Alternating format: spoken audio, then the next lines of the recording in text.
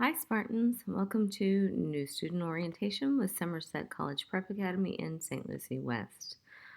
College Prep is an A-rated, state-designated, high-performing, state-designated school of excellence, and we are happy to have you this year.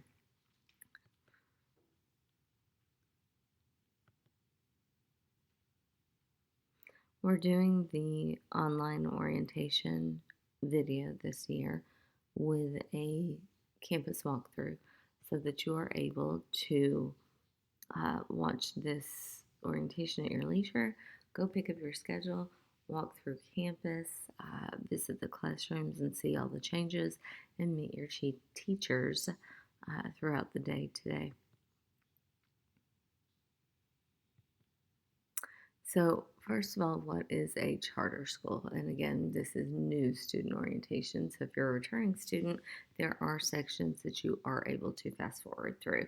But for new students, and specifically for those who are new to charter schools are tuition free, not for profit public schools. That means that while you don't pay tuition, we are publicly funded.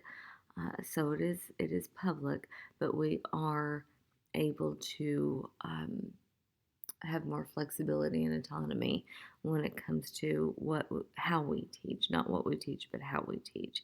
We are sponsored by the district, and that means that the district does have to make sure that we are following all state and federal guidelines. We don't have to follow all district and local, but we do have to follow all state and federal guidelines.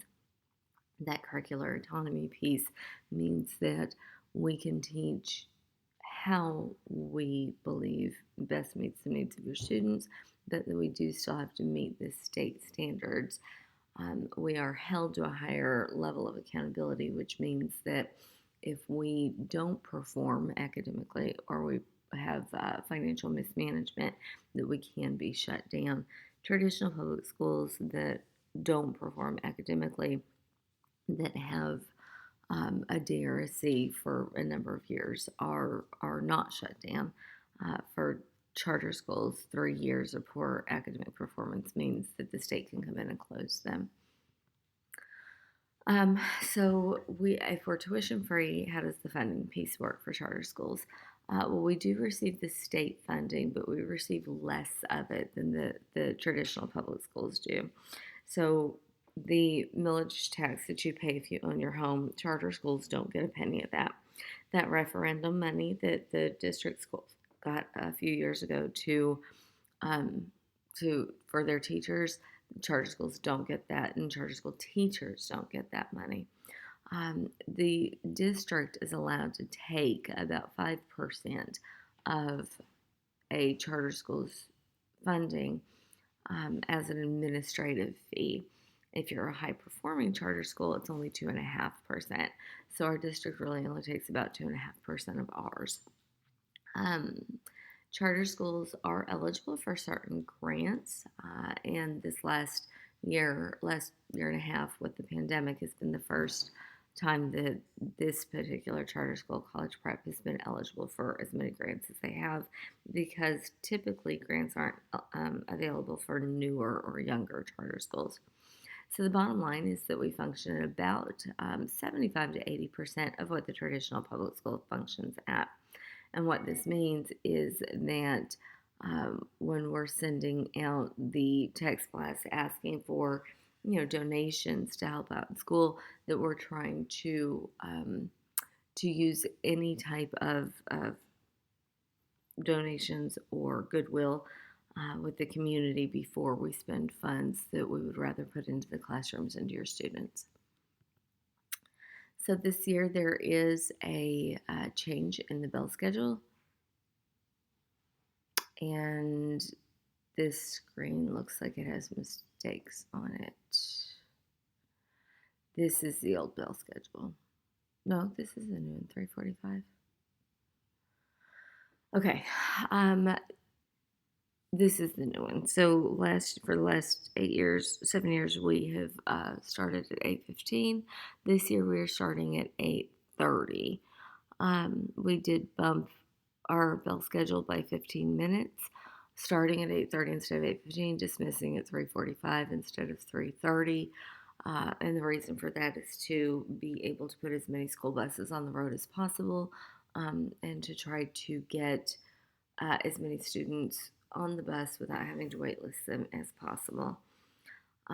So this is the new bell schedule. Please make sure you familiarize yourself with it. There are 5 minutes between every class, and lunch is 50 minutes long. And that is 50, not 15. On early release days, we get out at 1:45.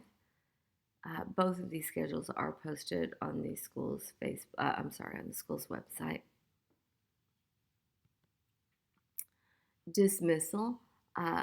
Bus riders and walkers will dismiss through the bus loop gate and the gym gate. There is now a gymnasium and there is a gate down by the gym, and both those gates face where the buses stage. Parent pickup is next to the front of the school. Parent pickup students exit from the front gates and the cafeteria gates. We ask that students do not load into parent cars beyond the crosswalk. Loading should only occur between the front stop sign and the crosswalk for safety. Students need to be off campus by 3:45 unless you're staying for meetings, tutoring, sports, clubs. Often they run until about 4:45 or 5 o'clock. Make sure that you're staying up to date on all of our communications. We do have a number of methods of communication. You can check out our school's Facebook page, and you do not have to have a Facebook account in order to see the posts or videos on the Facebook page because it is a public page. So if you're not into Facebook and you don't have a Facebook account, you just want to see maybe the videos or something that are posted out through the text blast, you can do that without having an account. We obviously have a website that has a news and announcement section. It also has a calendar on it.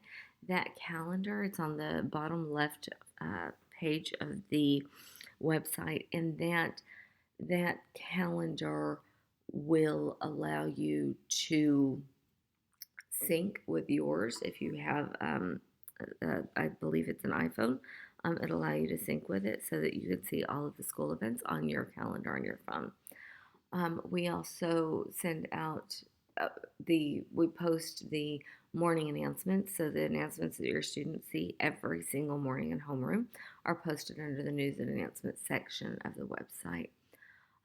If you sign up for the text blast, which we highly encourage, this is how you do that. And that will allow you to receive text messages that the school sends out. The school sends out those text messages to let you know that tomorrow's a half day, or that progress reports go home today, or that that there's a basketball game tonight, or that that there's been some sort of an emergency at school, or that the school's looking for donations, or a reminder that there is orientation today, things like that. So it is reminders of everything and anything that you could possibly need to know at school. Also, it's often links to video vlogs, with the video blogs that we do to get information out. So it is the best way to stay updated. It's the easiest way for the school to send information, and often the text blasts contain information that you're not going to find on the website simply because of the ease of sending those. That email blast is exactly the same as the text blast. It's the same information. It just gets to your email account instead of your text messages. Some parents prefer both. Some parents prefer one over the other. The QR code that you see on the screen just gets you to the website.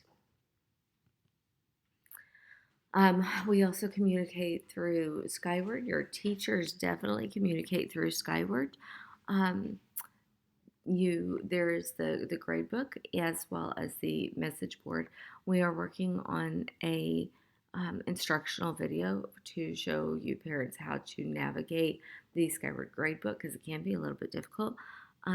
Your teachers will be sending you emails through Skyward whenever your student falls below a C. So you do need to make sure that the email address that you have on file with us is accurate and updated. Like I mentioned before, we do have the Facebook page. We also have a YouTube page. So any videos that we post on not any, most of the videos that we post on the Facebook page are also posted on the YouTube page. So if you don't have Facebook and you do have YouTube, you can keep abreast of situations and information there as well. I think everything else on that screen is what I've already gone over. All right.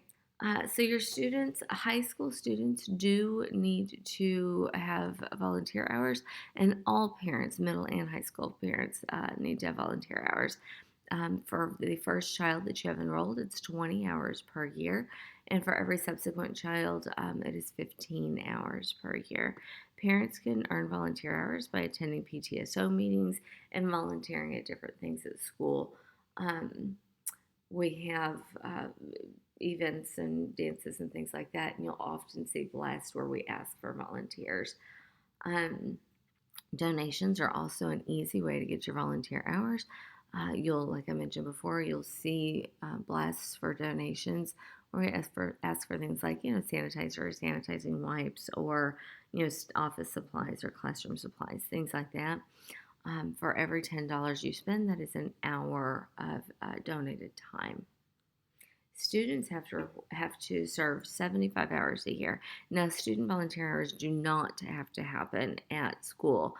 Parents do need to be through the school. The idea with parents is that we get you involved in your student school, and the idea with students is that they're serving their community. So instead of just volunteer hours, it's community service hours. Students are able to start acquiring those this summer after 8th grade, and they need to have 75 in order to graduate. That's also the minimum that is required for the Bright Future Scholarship. While we encourage middle school students to volunteer, their hours do not start accumulating until the summer after 8th grade. Dress code. So our dress code is clearly outlined in the handbook and on the school's website under uniforms, but we're going to go ahead and hit it here. Lanyards and IDs are probably one of the bigger things. Your students' lanyards and IDs are going to be checked as they come in to the front gate. Pictures are going to be taken today during open house today for IDs. If you're unable to get to campus for that today, it will be taken the first day of school. And then the school will generate your ID. Students get a new ID every year, one free one every year, and they are not able to use the year prior. They have to have a new one every year to show that they are still a current active enrolled student. That is a security issue. If you lose your ID or break your ID, you are going to be required to replace that. Our replacement ID is $2. Every student will be given a lanyard with their house designation one time during their academic career with Somerset. It is free the first time. If you lose that or need to replace it, it is $3. So altogether, to replace an ID and lanyard, it is $5 to replace them. Again, you get your free ID every year, and you get your lanyard free one time. So if you're entering, 6th grade or 9th grade for the first time, you are expected to keep that throughout your entire academic career. If you live in split households, we strongly encourage you to go ahead and buy an extra ID and lanyard so that you have one at mom's house, dad's house, grandma's house. If you drive to school or are driven to school, maybe one in the car in case you forget one at home. We encourage you to keep it in your backpack when you do leave school so that it doesn't get lost and you always know where it is. Some of our students choose to buy an extra to keep in their locker at school.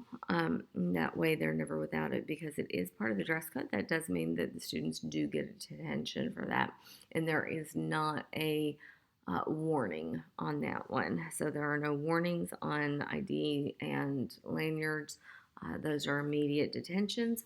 And again, that is a security issue. We need to know that every student on campus is supposed to be on campus and that they are actual students. For uniform bottoms, you're able to wear Pants or jeans, no rips, tears, holes, frays, or print. Um, the no sweatpants, no yoga pants, no pants with spandex in them, except for during PE. Pants must be worn at the waist. If you're wearing shorts or capris, if you're wearing shorts or skirts, they need to be fingertips or longer when worn at the waist. And capris are also approved, worn at the waist, and again, no rips, tears, frays, or print on them. The color of the bottoms can be any, if they're jeans, any shade of denim, any of the blues, and for the pants, any color this year also. No hats or head coverings except for religious purposes.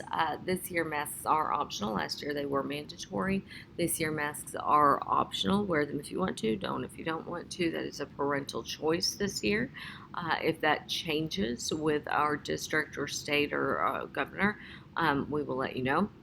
But as of right now, as of this past Friday, our governor did sign an order stating that he intended to protect parent right to choose whether or not their children wear masks. So understand this is not a school-based decision. This is a state-based decision. For school outerwear, Aztec Graphics does sell the hoodies and the jackets and the sweatshirts and other outerwear. Any non-school outerwear item will be considered a dress code violation because anything other than school sanctioned with school logo or emblem on it is not identifiable. And so then it looks like there's a stranger on campus. So again, it goes back to being a security issue. There are exceptions to that when the weather falls below 59 degrees. And if that happens, then we do send out a text blast to let you guys know the morning of. Shoes should be closed-toed shoes and closed back for safety. We did permit Crocs in the past. Last year we started not permitting it because students were unable to wear them properly. So Crocs are now against dress code and will elicit a dress code violation or detention. For high school students, the shirt is the burgundy shirt, black and white. The middle school shirts are gray and gold. For the Friday t-shirt that's allowed to be worn on Friday, the high school one is burgundy and the middle school one is yellow. All of our uniform tops come from Aztec Graphics or Fan Cloth unless one of the clubs or organizations are doing a fundraiser. Any of those fundraised shirts are permitted to be worn at school also, although some of them may have specific days. We do have athletics and sport clubs, and they do have their designated t-shirts or uniforms, and they are allowed to wear those on their specific days. We are a house-based school, which means your students are going to be put into houses. Think English school system, or as most people know it, like a Harry Potter style system. Our houses are literature-based with Greek mythology. We have House Hestia, House Athena, House Ares, House Poseidon, and House Zeus. If your student is put in a house, not if, but your student will be put in a house, and that your house will remain your house forever. So if you were to withdraw for some reason and then come back to us, it is still the same house. If you graduate and come back to work for us, you are still in the same house. So it is your house forever. Every house has a house color, and all the houses do have t-shirts and hoodies that they sell to raise funds for their house. And Thursdays are house shirts day, so you are able to wear any of those house shirts on Thursdays. For PE, the natural color t-shirt that has the Spartan head on it is for high school, and the middle school one is gray. Looks exactly the same, just a color difference. This is so that we can differentiate high school students from middle school students. Like I mentioned, Friday t-shirts do exist for each grade level, or not each grade level, but for middle school and high school, and they can wear those for PE also. Bottoms should be black or burgundy, basketball shorts, sweatpants, no logos or print. So we do have student parking for student drivers and for parents. Student parking is over off of the um, Peacock side of campus. Um, the um, entrance for parents and visitors is the same side, and then the pickup and drop off for students is at the same side as well. The California side is for buses only. For student drivers, if you want to drive on campus, if you are 16 and you have a driver's license and a vehicle, you must fill out the parking permit application through the main office. You'll have to provide a copy of your driver's license and insurance and vehicle registration.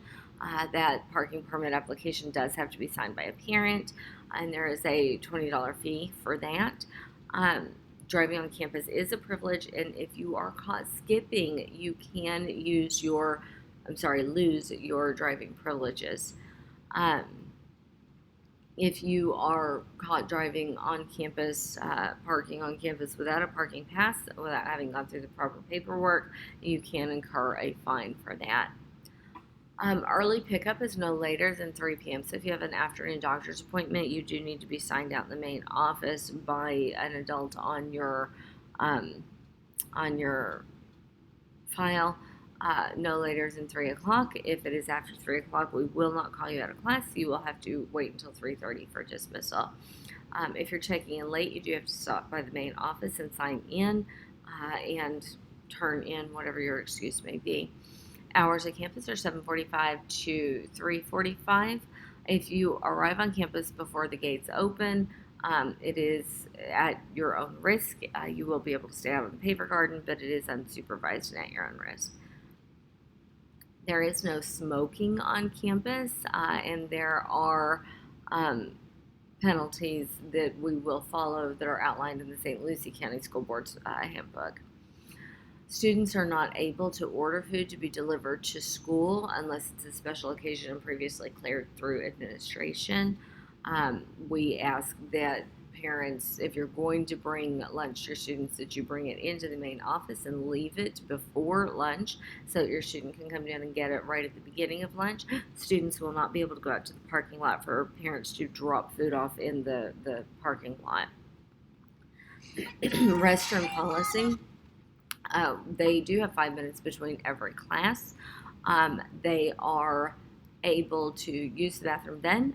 They cannot go to the bathroom first 10 minutes and last 10 minutes class. Classes are 50 minutes long and with 5 minutes in between. Again, not able to go the first and 10 minutes of every class. During period 4, they can't go after 3:15. You do need to purchase your planner, which is available at the open house today or during the first week of school. They should be available at the open house today. They may not be if they have not come in yet. I'm not sure about that shipment. If not, you'll be able to get them the first week of school during homeroom. Those are $5, and that is your bathroom pass also, in addition to your location to write your homework down and things like that. We do have an open cell phone policy, meaning that every teacher has their own cell phone policy in their classroom, and you can use them between classes. However, you cannot use them during class in the restroom. So if you're going to the bathroom during class, you have to leave your cell phone in the classroom. You're not allowed to leave class to use them in the bathroom. The student parent handbook is on the website. Make sure that you are taking a look at that and becoming familiar with it. Parents, your students are going to go over it during every single class the first day of school, so they will absolutely be familiar with it. And please keep in mind that you have actually, both parents and students, have already signed a contract stating that you have reviewed it, are familiar with it, and agreed to its contents. So that should have already been done at this point. Please remember that you do have to maintain a 2.0 or higher GPA to remain enrolled. If you fall below a 2.0 or 2.0 GPA, you will be placed on academic probation and may be dismissed. Meeting your 75 community service hours is also part of that contract. And then if you are absent more than 10 unexcused absences in a year, you are also subject to dismissal. Just talked about the GPA testing. We do expect all of our students to be present for any state mandated, state standardized testing, FSA, FCAT, EOC. And if for whatever reason you're unable to be there for that you are present for retakes. The 10th grade ELA FSA is a requirement for graduation, as is a math EOC, either geometry EOC or algebra EOC. Those are requirements for graduation. If you do not come to school for those or are unable to pass those throughout your high school career, you are unable to graduate. Academic integrity is extremely important. There is something to be aware of, is that there is a difference between the rules with our school with regards to academic integrity and the traditional public schools. Plagiarism and cheating is strictly prohibited with us. It is an automatic F. There is no alternative assignment. There is no way to make that F up. It is an automatic 3 days of Saturday school. And a plagiarism boot camp with an English teacher. In addition to the strictness of someone who is caught copying or cheating, if you are caught sharing your work that you've done and allowing someone else to take credit for it, that is the exact same consequence as the person who is doing the copying. Tutoring is available free of charge during lunch and after school. This is the schedule. Take note of it. It's also on the website and on the calendar. Leading up to state standardized tests in December and in the spring, we will run Saturday preps. Schedules for those will be released closer to time, and text blast reminders will go out about that as well.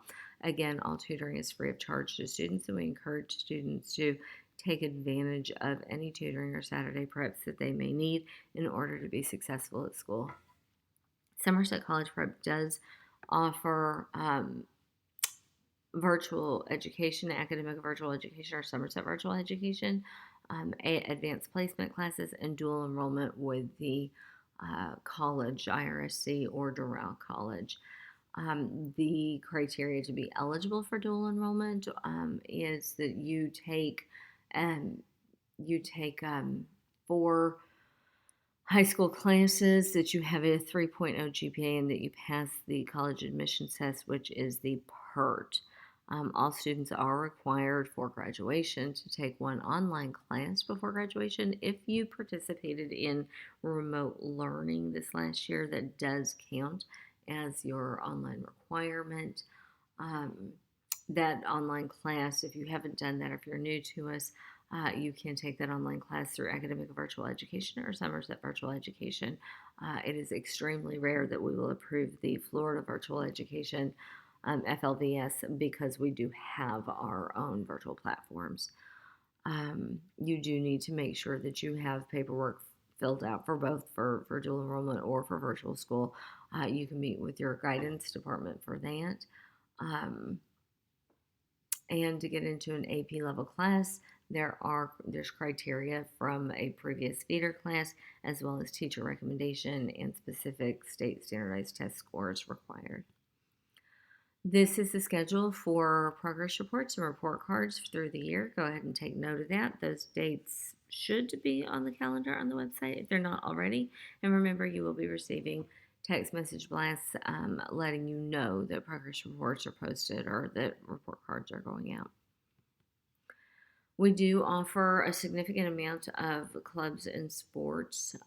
They are listed here on the screen, and if you're coming to orientation today, they are spread out all over schools. So the clubs are near teacher classrooms that sponsor the clubs, and the sports are going to be set up in and near the gymnasium.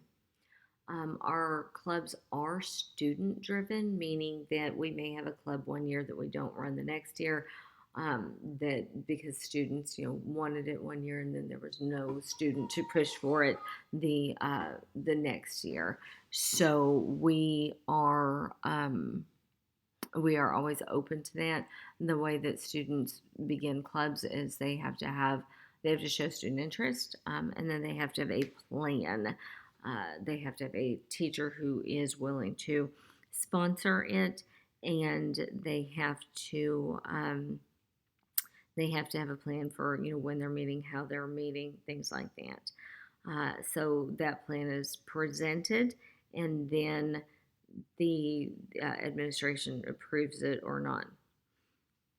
Okay. There is a health information page or medical page on the website that you need to take a look at.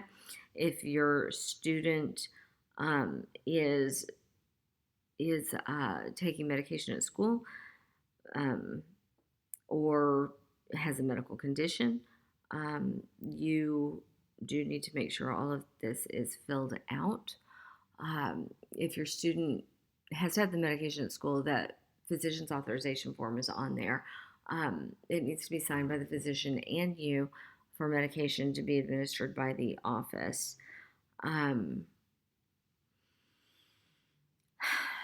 The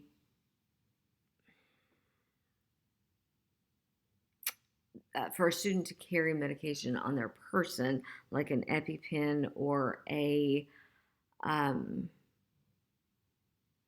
inhaler, asthma inhaler, that has to be on file with us also. Um, and then again, if your student has a medical condition, we need to make sure that we are making teachers aware of that. And making sure we have a plan in place to help your student. So please make sure you review that page of the website. We do have a PTSO, Parent Teacher Student Organization, and that organization's president is currently Cindy Bowling. She can be reached at this email address. The first two tentative meeting dates are August 26th and September 23rd. Both of those will be in the school cafeteria. The volunteer fair is something that she organizes for the purpose of making sure that high school students are able to meet their volunteer hours. She brings in different people from the community for the high school students to meet, talk to, and set up volunteer time with. So it just kind of helps create that opportunity for the kids. Makes it a little easier than just having to find those opportunities on their own. And then there's an internet safety class. With the increase in internet stalkers and with child grooming and child trafficking, human trafficking, we do work very hard to try to keep our students safe. And part of that is bringing in the local police department to hold internet safety classes about how to protect yourself, your students, your identity, and how to keep from falling victim to things like that. So students and parents both earn volunteer hours for attending these. Those are at 6 p.m. Those dates are subject to change, and this is information that we do put out through our text blast as well. We do have transportation on site today. We do provide transportation. We've run, I think it's 13 buses countywide. They are depot stops, not convenience stops, and that means that they may not be in front of your house or at the end of your road, but it may be you may go 5 miles to get to a bus, but maybe that's closer than 10 miles to school. So they are depot stops, not convenience stops. We do run buses all the way up to Andrea Road, all the way down to Becker, out to the golf course and the other direction to US 1. So they are county-wide. The buses for the first couple of weeks are always chaotic. We ask that you get to your stop 15 minutes early, wait 15 minutes, don't assume that you've missed it. As traffic, the drivers run the routes all summer long, but they are doing that during the summer. And as you know, we have snowbirds during the fall. And when school traffic gets back on the road, buses tend to not run the same timing on those routes. So it does take a week or two to kind of get used to that. There was the deadline of July 26th to request bus transportation. Processing of those applications is currently suspended and will resume after August 22nd. You can still submit the bus request, but it will not be processed until after the 22nd. The purpose of that is to make sure that everybody that has been assigned actually needs it, that nobody's falling off the list from withdrawals. All buses are, as of now, full, but after the first week or so, lots of kids fall off, and we're able to move kids from that wait list onto the bus. Part of our purpose of changing our times for the school was to not have to wait list as many students. So if you didn't get your application in on time or did get waitlisted with the first batch, just wait patiently, because we'll begin resuming those applications after the 22nd, and you will hear something then. If you have any questions, please contact Gary Montagna, our transportation director. Um, Schedules will be in your folders that you pick up today. If you're unable to get to school for the orientation, schedules will be available the first day of school in the cafeteria. Your syllabus will be provided by your classroom teachers. Your supply lists are on your syllabus. Already covered the next couple of items on here. If you are wanting to play sports or try out for sports, we do have Dr. Aponte's office in the training room of the gymnasium today, conducting sports physicals for $10 donations. We do have pupil ID forms for returning students in your folder, and ask that you guys complete those and turn those in. They do have to be done every year so that we have updated information. Some of our families are asking us about what we're doing about COVID. Again, we are, same thing, we are mask optional. If you are visiting campus, you are going to have the regular screening in the main office. These are the questions that will be asked as you come through the main office. We do ask that if you are symptomatic, that you do not enter campus as a student, as an employee, or as a visitor. We ask that if you have been exposed, directly exposed as defined by the CDC, so inside of 6 feet for in excess of 15 minutes, that we ask you to not come to school. We ask the parents and guardians every morning to please temp check your children. We won't be temp checking at the gate this year. We will be sanitizing at the gate, but we will not be temp checking at the gate this year. So we do ask parents, if your child says they have a sore throat, cough, congestion, runny nose, fever, if they're not feeling well, we do ask that you keep them home. We do still have our sanitizing stations all over campus, including at the front gate.